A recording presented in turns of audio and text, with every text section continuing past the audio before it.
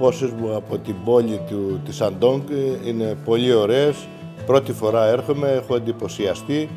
Είναι πόλη που θυμίζει ευρωπαϊκό πολιτισμό με τα τοπία, με την κουλτούρα, με τον πολιτισμό. Ελπίζουμε πολλά σε αυτό το Παγκόσμιο Συνέδριο Ανθρωπιστικών Πόλεων. Είμαστε εδώ για να στηρίξουμε αυτή την προσπάθεια του Δημάρχου και του δικτύου της Αντόγκ, την ανθρωπότητα, στον πολιτισμό, στην κοινωνία, στην προσφυγιά, στους μετανάστες.